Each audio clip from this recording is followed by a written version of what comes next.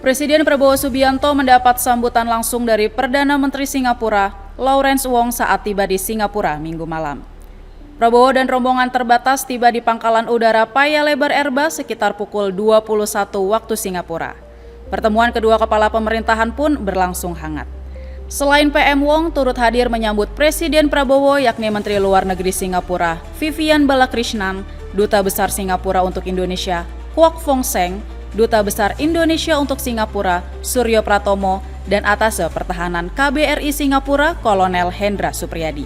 Presiden Prabowo pun berterima kasih kepada PM Wong atas penyambutannya. Mendampingi Presiden dalam lawatan ini, Menteri Luar Negeri Sugiono dan Sekretaris Kabinet Teddy Indrawijaya. Dan pada kesempatan ini juga dimanfaatkan sebagai kunjungan kenegaraan Bapak Presiden ke Singapura. Seluruh agenda kunjungan kenegaraan yang juga kemudian akan dilanjutkan dengan agenda Leaders Retreat dengan Perdana Menteri Wong.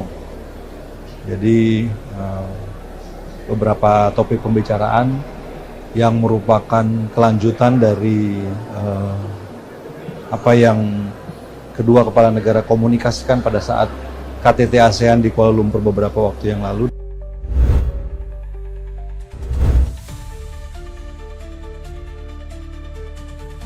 Menteri Kesehatan Budi Gunadi Sadikin mengungkapkan persoalan sakit gigi sebagai masalah kesehatan yang paling banyak ditemukan di program Cek Kesehatan Gratis atau CKG. Menurut data Kemenkes, kini jumlah orang yang sakit gigi lebih banyak dibandingkan orang yang terkena hipertensi. Hipertensi diketahui menjadi faktor utama penyakit penyebab kematian tertinggi di Indonesia seperti stroke dan penyakit jantung. Kementerian Kesehatan menilai masih sangat diperlukannya langkah pencegahan berikut promo soal kesehatan gigi. Hal ini termasuk melalui edukasi dini dengan memasukkan materi kesehatan gigi ke dalam kurikulum wajib PAUD, TK, dan SD. Pemerintah juga berharap agar masyarakat memeriksa gigi secara rutin setiap 6 bulan sekali.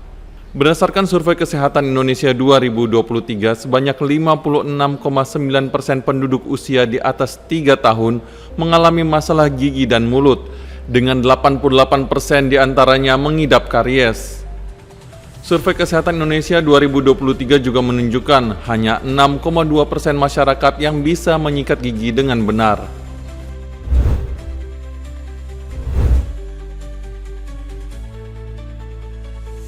Dewan Perwakilan Rakyat mengapresiasi langkah Presiden Prabowo Subianto yang akan mengambil alih penyelesaian polemik 4 Pulau Aceh yang ditetapkan oleh Kementerian Dalam Negeri masuk ke wilayah Sumatera Utara. Pengambil alihan kewenangan ke Presiden diharapkan dapat memberi kepastian penyelesaian kasus sengketa pulau yang tengah menjadi sorotan masyarakat.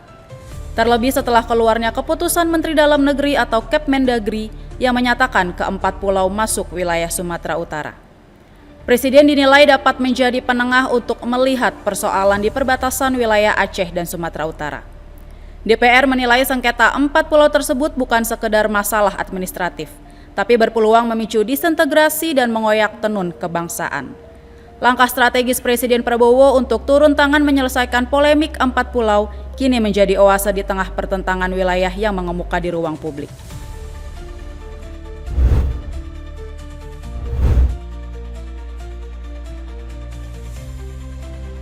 Penunjukan Qatar dan Arab Saudi sebagai tuan rumah babak keempat kualifikasi Piala Dunia 2026 zona Asia menuai sorotan tajam. Banyak pihak menilai keputusan Konfederasi Sepak Bola Asia ini tidak netral, bahkan dinilai membuka jalan mulus bagi dua negara kaya tersebut menuju putaran final Piala Dunia. Media asing bahkan tak ragu menyebut keputusan AFC sebagai kontroversial dan bisa merugikan tim-tim lain termasuk timnas Indonesia.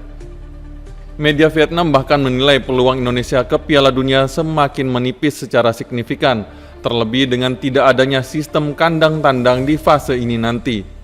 Dengan pertandingan round robin 1 kali per lawan, keuntungan sangat berpihak ke tuan rumah dan menjadi penentu hasil akhir.